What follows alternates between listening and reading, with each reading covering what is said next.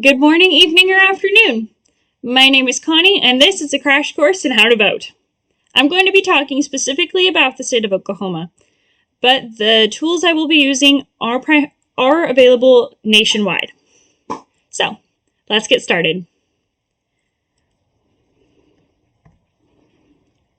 So the first thing we're going to do is we are going to go to vote.org.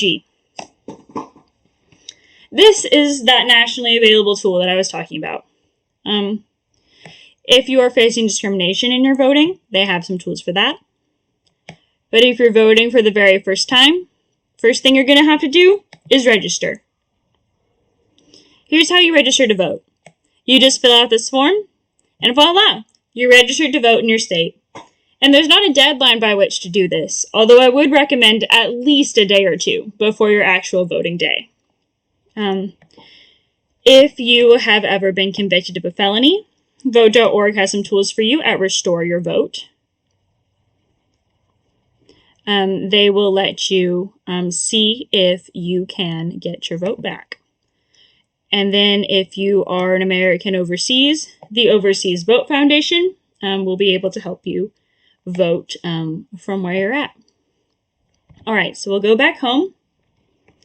And now that we've registered to vote, we need to know where we're going and when. So for the purposes of this video, I'm going to pretend that I live at the Purcell Public Library.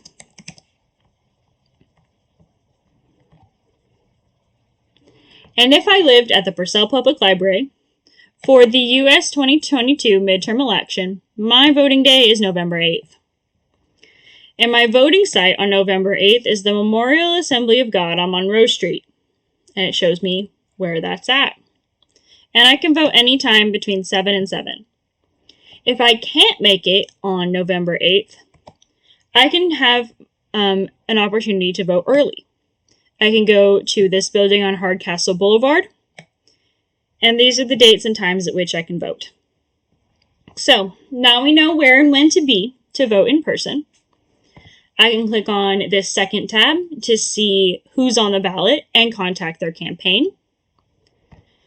I can go to this contact information to view the contact information for my county and state election boards. So if you are having major trouble voting or registering to vote, your election board will be able to help you. They are available to help you exercise your right to vote if you are having any major problems. All right. And your voting information, it says in person, you can vote on election day or early, and then it gives you the link to vote absentee.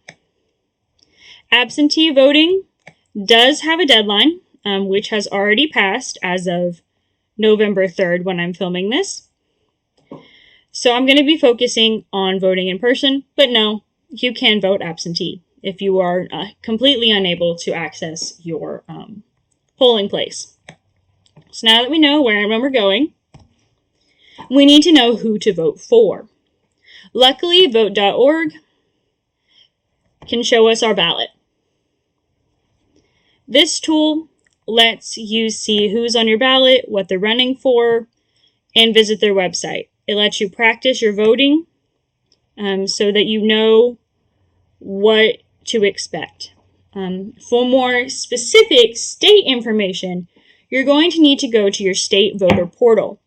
I've already got mine open and to the ballots because it does require some personal information to access, but it is very easy to find through Google. Just Google your state and voter portal, and you should get there. So I've gone to the Oklahoma voter portal. This is my sample ballot. I can see who's running. And I can see all the judges that are up for vote. And I can see what courts they're in. And then I can also access my city propositions. This is the proposition for the city of Moore. There's only one. And this gives me time to make sure that I can read and understand the proposition before I go vote. All right, thank you all so much for joining me on this crash course. Have a great day and go vote!